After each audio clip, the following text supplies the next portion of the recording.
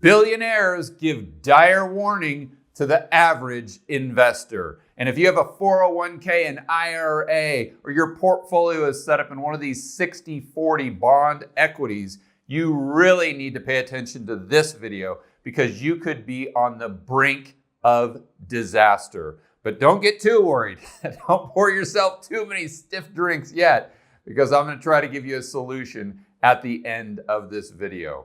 I'm going to explain this to you in 3 simple, fast steps. Step number 1, let's start with the stock market being in a hyper bubble. And if you don't believe me, check out these charts. On the left, we have the Buffett indicator, or the market cap to GDP. This is a really important chart I've used over the past couple weeks because it's just going to complete extremes. You'll see what I'm talking about in a moment. Our time from 2000 all the way to 2020, here we go from 5 trillion up to 35 trillion. The blue line indicates the market cap of the stock market. Here in the GFC, it comes crashing down, corrects by over 50%. Since then, we've pretty much gone straight up to where we are today at the cerveza sickness with all these stimulus packages, QE infinity, committing $1 trillion a day to repo, and the deficits of the government going through the roof. The stock market cap is all the way up to 35 trillion. And now let's compare it to nominal GDP for the United States.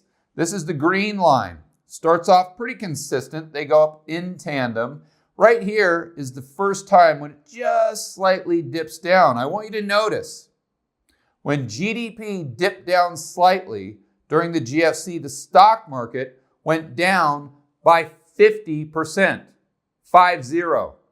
Let's fast forward to today where nominal GDP has gone up just gradually to the point where we were prior to the cerveza sickness. And as we all know, GDP has fallen off a cliff, far more so than it did back during the GFC. While at the same time, the stock market has gone parabolic. There's a total divergence between the real economy and the financial economy. And even if you take this chart all the way back to the 1970s, you'll never see a point where GDP goes down and the stock market goes up. And if you think about it, it makes sense because the stock market should be a reflection of the real economy.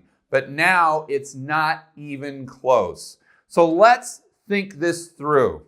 Your friend and family member Fred, or maybe even you, trying to rationalize being long stocks in your own mind, say, well, the stock market goes up or always goes up and interest rates are low, therefore it makes sense. But what you're not realizing is you're not long the stock market. You're going long your 900 PhD buddies over at the Fed. You're going long central planning and socialism. So just let that sink in for a moment. You're not long Home Depot. You're not long Apple. You're not long Microsoft, Google, Facebook, Netflix, Tesla.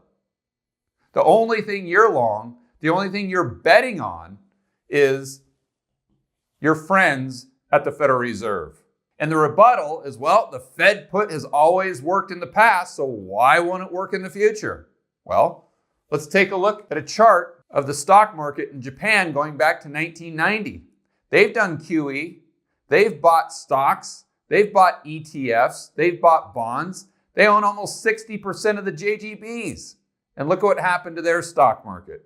So I'm not saying that stocks can't continue to go up, but just using the rationale that I'm going to buy stocks because there's a Fed put and central banks are central to the economy is not a good argument. And if you continue to make decisions like that over the long run, you're going to get burned. Or you might be rationalizing this by saying, well, interest rates are at an all-time low. So if interest rates are at 0, theoretically, stock prices could be infinite and they'd still be cheap. You always hear that nonsense on CNBC. But what those people forget is just going back to the 1940s, interest rates were almost as low. And yes, they were manipulated back then, but they're manipulated right now. Same thing. And look at where the CAPE ratio was. We'll get to that in a moment, but the PE ratios were right around 15, where now they're almost at all-time highs if you exclude the dot-com bust. So just to say that stocks should be at nosebleed levels because interest rates are so low, again, is not a valid argument. What the average investor needs to do is remember, you're not buying a stock, you're not buying a piece of paper, you're buying an actual business. So the next time you go to hit the button that says buy in your brokerage account, whether you're buying Apple or Facebook or Google or whatever, just replace Apple or Facebook with an actual McDonald's franchise. So if your profits or if your revenue in your McDonald's was dropping by 20, 30, 40%, you were hemorrhaging money. But your broker came to you and said, hey, I've got great news. I just did an appraisal on your McDonald's, and because interest rates are so low, you could sell it for more than you bought it for. You'd look at your broker like they had gone crazy. You'd say, I don't care what I can sell for. I bought this thing for the cash flow. I bought this thing to make money, and right now it's losing money so fast it would make your head spin. The only thing you care about is the fact your McDonald's is losing money. That's what matters. So when you're looking at these things, always look at them as though you're buying a business.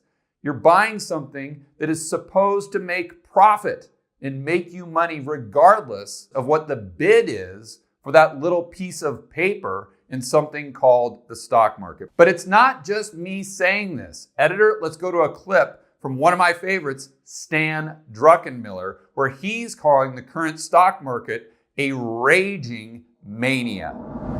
I think the merging of the Fed and the Treasury, which is effectively what's happening during COVID, sets a precedent that, well, we've never seen since the Fed got their independence.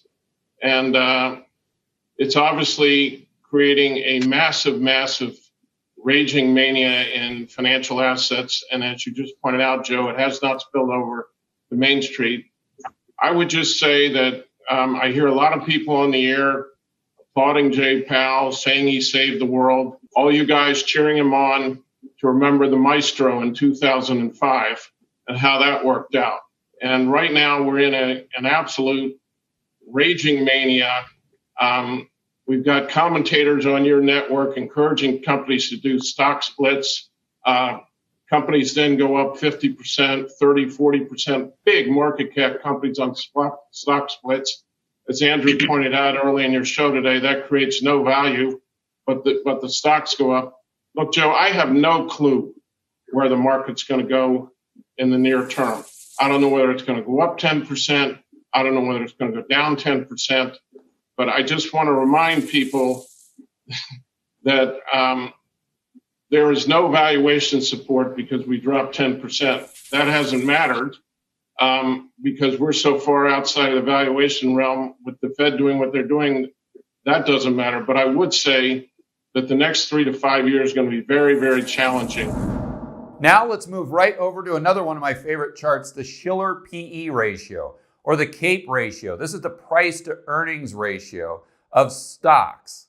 So we start here in 1920, goes all the way to 2020. But this chart really goes back to 1880. Fantastic chart. And on the left, it goes from a 0 multiple up to 45. In 1920, it was right around 5, and then it goes straight up through the 20s to Black Tuesday. And then, of course, comes crashing down, as we know. It goes up and down and up and down, but it stays very close to this historic trend line. It bottoms out in 1980, where stocks were incredibly cheap, and then it goes straight up, parabolic, to the dot-com bubble. It crashes, comes back down, shocker, to its historic trend line. And now it's gone straight up to where we're at 31.42. The good news, or the bad news, for those of you who own stocks right now, is you've got something to compare it to. We've been at these price levels before. Black Tuesday. right before the Great Depression. Personally, I like to keep it simple. When we're below this green line, I like to think about buying. When we're above the green line, I like to think about selling, or I like to outright sell. And you can see how far above the green line we are right now. Definitely in the no bueno zone. And the same type of thing holds true for this chart. Whenever the blue line, which is the market cap, is above GDP or the green line, I want to be a seller. We're in the no bueno zone. But if the green line is above the blue line, I want to think about buying. That means stocks are cheap. But let me be clear, there is nothing about the stock market that's cheap right now. It is in a massive hyper bubble. And if I owned an S&P 500 index fund right now, I would be extremely concerned. Step number 2, if the stock market is in a hyper bubble, then bonds are in a ludicrous hyper bubble. Yes, that is a technical term. But check out this chart. This is really all I need to prove my point. It goes all the way back to 3000 BC. I didn't even know they had interest rates back there, but they did. They were at 20%, and you would have done extremely well to buy bonds when they were at 20%. And obviously that's what Moses was doing right here with his 10 commandments. You got to have a lot of respect for a guy that can break things down numerically. I might have gone with maybe 3 commandments, but 10, we'll let him slide with that. So Moses was definitely buying bonds right about here. And then Pharaoh Powell came in and dropped rates down because he was trying to stimulate the economy, most likely to build pyramids. Who knows? Another central planner, by the way. And then in 300 AD, they got kind of choppy, but then they level out and pretty much stayed the same all the way till we get to the 1930s. They come crashing down because, of course, we had the Fed. They were trying to drop rates to get us out of the Depression. Then World War II, they're suppressing rates. Then we all know what happened when we went off the gold standard in 1971. Stagflation and interest rates going all the way up to over 16%. And then Volcker puts the kibosh on inflation, and interest rates come all the way down to where they are today at 5,000-year lows. And let me remind everyone that's watching right now, there's an inverse relationship between interest rates and the price of bonds. So the lower the interest rate goes, the higher the prices of the bonds are. And let me say this another way. If we're at all-time lows in interest rates, that means that bond prices are at all-time highs. And not just all-time highs, they're at 5,000-year highs. That is what I call a ludicrous hyper bubble. And just like the other charts, we can draw a trend line right across at about 4 or 5%. So when bonds were over this line, that's when you wanted to think about buying. When they're under this line, especially here in the 1930s, and in my opinion now, when we're even lower, you want to think about selling those bonds, meaning we're low in interest rates, but extremely high in the actual price of the bond.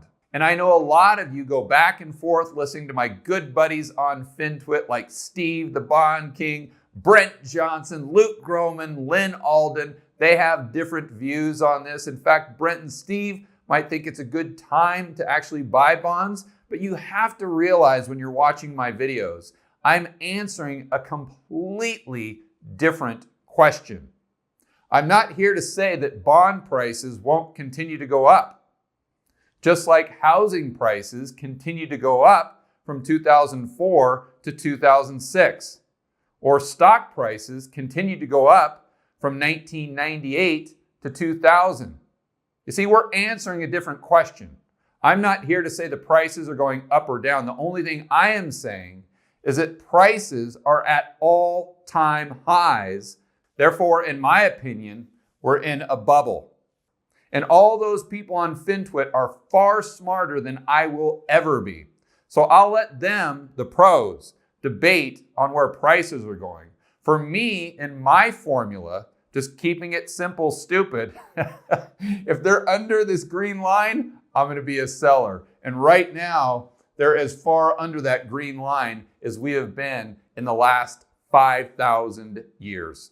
And it's not just me talking about the risks in the bond market. It's also billionaires like Jeff Gundlach. We're talking about how volatile it can be right now and how prices are at an all-time high. They're in this hyper bubble. Editor, let's cut to the clip of Jeff Gundlach talking about the bond market's red flags.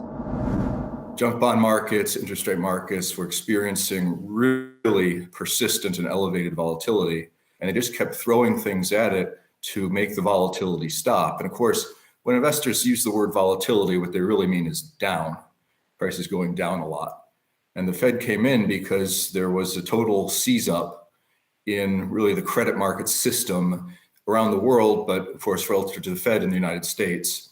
I've been in the market for 35 years. And I've seen all kinds of crises, including I was right at the front lines during 2008, 2009, during the global financial crisis, which really hit the securitized asset sector. And what we experienced in the last part of March was far worse in terms of market conditions in the investment grade corporate bond market, in the emerging markets, certainly in the junk bond markets, far worse than the very worst day in March of 2009. Literally, in 2009, you could get a bid. You didn't like it. The prices were in a free fall from the day before on the really ugly days of maybe 10 or 15% price moves to the downside in a single day. But in March of 2020 here, there was no bid. There were actually situations in large swaths of the fixed income market where you simply could not sell assets. But it gets even worse when you layer over the risks of what we have now with the cerveza sickness. Back in April and March, some of the bonds actually went no bid. That means there was no buyer at any price. This further illustrates my point that if you're going long stocks or if you're going long bonds, you're really going long the Fed and central planning. Step number 3, the 60-40 portfolio scam. And I know most of you watching right now, if you have a 401k, if you have a Roth IRA or a financial planner, most likely your portfolio looks very similar to this. It's a 60-40 stock bond split. And this is what everyone in the industry says you should be doing with your money. They say this is the safe way to invest your money. But here's the scam. Your financial planner, Frank, comes in with all of these fancy charts going back decades showing how this portfolio always works, the 60-40 split. But what they don't tell you is those charts only go back to 1981. And since 1981, this is a chart of interest rates and government debt, interest rates have been going down the entire time for almost 40 years. And the S&P has gone from this low point right around 1981 all the way up to an almost high today around 3,500. So you can see the game financial planner Frank is playing. Yes, he shows you these charts, but they only go back to 1981. So if you ever ask him or her, well, what on earth happened prior to 1981? If my memory serves me right, there was a bond market prior to 1981. There were interest rates. And step number 2, we went all the way back to 3000 BC. And there was definitely a stock market. But your financial planner, Frank, will say, don't worry about that. Those charts don't matter. And they'll just sweep it under the rug. Oh, nothing to see here. Nothing to see here. Don't mind that. No. Just look at these charts from 1981 to 2020. Let me cherry pick data to prove my point so you'll give me your money and I can make fees regardless of whether you make or, more likely, lose money. And let's look at these charts more specifically to really drive home my point. This is a chart, again, of interest rates compared to government debt. The blue line, interest rates, the red line, government debt as a percentage of GDP. So we start at 1960, go all the way to 2010, actually all the way to 2020. Now I extended it a bit. On the left, we go from 0% interest rates up to 20%. On the right, it goes from 30% debt to GDP up to 110%. So the blue line applies to these numbers. The red line applies to these numbers on my right. From 1960 all the way up to 1981, interest rates go up. We're in this upward cycle. From 1981, they go all the way down in a down cycle, as we said earlier. And the debt to GDP really went the opposite direction. You see this long-term debt cycle that Ray Dalio and Chris Cole always reference. From 1960, it's gradually going all the way down. It bottoms out in 1980 or 1981, and then it goes right back up to where we are today at an all-time high. And this chart only went to about 2012 or so. So I added the fact that now we're down at 0% interest rates, and the debt to GDP now with the cerveza sickness is quite literally off the charts. It's not at 110%. It'll most likely be at 130, 140. Who knows where we'll end with all the deficit spending the government's doing now and will do into the future. And we'll go over the long-term debt cycle more extensively in just a moment. Before we do, let's look at a chart of the S&P 500 going back to about 1920 or so. I don't know why, but there were only 2 years on this chart, 1950 and 2000. This is adjusted for inflation. And again, like your financial planner Frank points out, we bottom out in 1981 and it does nothing but go straight up. That's why they always say, buy the dip, and you'll be fine. But what would have happened if you would have bought the dip prior to 1981? Stocks always go up, right?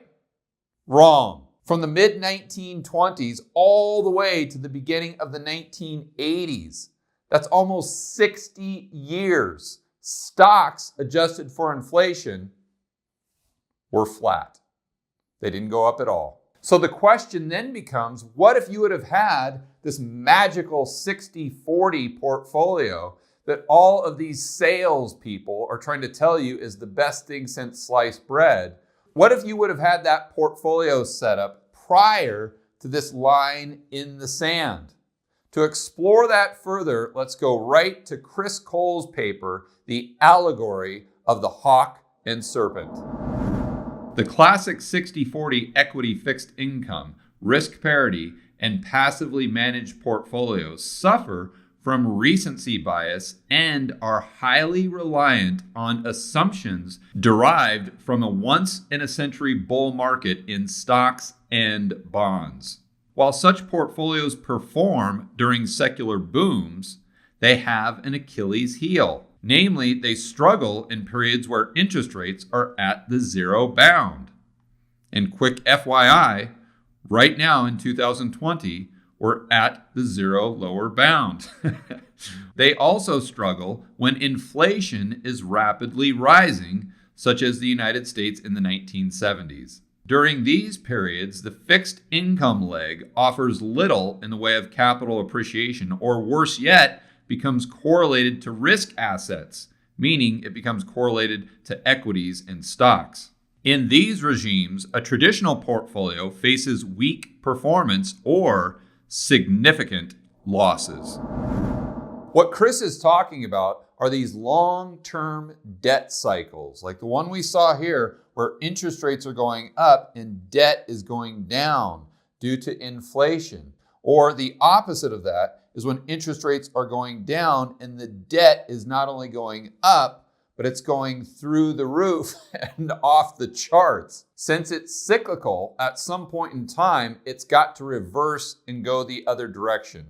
We have to have a deleveraging and get all that excessive debt out of the system. And I'd like to remind everyone that right now, debts are at an all-time high. Government debt, corporate debt, consumer debt, all at record high levels. So the question isn't if we'll have a deleveraging, but the question is when will the deleveraging occur, and will it be an inflationary deleveraging or a deflationary deleveraging? And if you're on FinTwit or you watch these YouTube videos, you know that's really the back and forth. Are we going to get inflation or are we going to get deflation? There are very few professionals that argue that we're just going to stay in this mode of debt continuing to go up while interest rates continue to go down. At some point, it's got to give. So how does that affect the 60-40 portfolio? If we have an inflationary deleveraging, that means that interest rates go up. If interest rates go up, what happens to bond prices? They go down. Therefore, the safe part of your portfolio gets crushed. What happens if we have a deflationary deleveraging? If we have deflation, that means most likely stock prices go down. So the part of your portfolio that's supposed to give you the capital appreciation you need to retire also gets crushed. And I think a lot of you watching this right now are probably rationalizing this, most likely because you have this 60-40 portfolio, by saying to yourself, yeah, George, but if we had inflation, then stocks would most likely go up, and therefore I'd have a little bit of a hedge. And if we have deflation, then bond prices most likely go up. So on that side, I've got a hedge as well. But what you're forgetting is during the 1970s, when we had inflation, significant inflation, and that's by the government's own numbers, we had a huge bear market in stocks from 1972 to 1974. Also, with bonds, how much lower can they get? We're already at the zero lower bound. Can they go negative? Possibly. I'd also like to point out that U.S. Treasuries going negative aren't the same as Japanese bonds or German bonds. It is a completely different ball game because you're basically buying a long-dated dollar, which is the world reserve currency.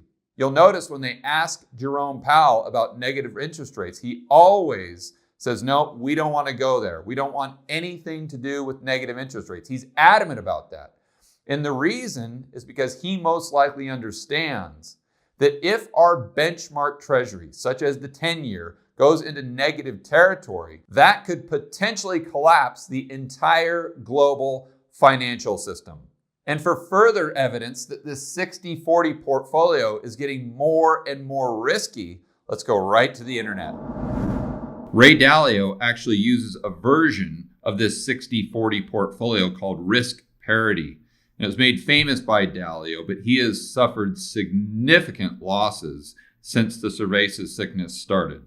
And now interest rates are at the zero lower bound to combat the cerveza sickness, according to the Fed. And as Chris Cole's research shows us, that means that the risk parity or the 60-40 portfolio moving forward will most likely underperform dramatically. Here's another headline from Fortune. The losses continue to pile up for hedge fund king Ray Dalio.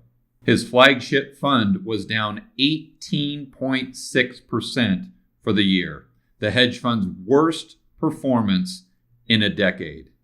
And this article from the Washington Post is speaking directly to the average Joe and Jane that has this 60-40 type of portfolio set up.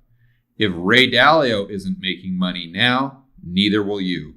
And Seeking Alpha gets right to the point, saying 60-40 is dead. And the rationale makes a lot of sense. With the 10-year Treasury yield under 1.5% and stocks at record highs, investors need to check their return expectations at the door. And this was prior to the economy imploding due to the cerveza sickness. The traditional 60 stock, 40 bond portfolio at current valuations is no longer capable of supporting most investors' retirement and long-range liabilities. And even the big banks are pointing out the dangers in this strategy. The golden era of risk parity when both bonds and equities rallied may be over, Morgan Stanley analysts warned. Risk parity was a brilliant idea 20 years ago, but there's no more juice to squeeze out, he said.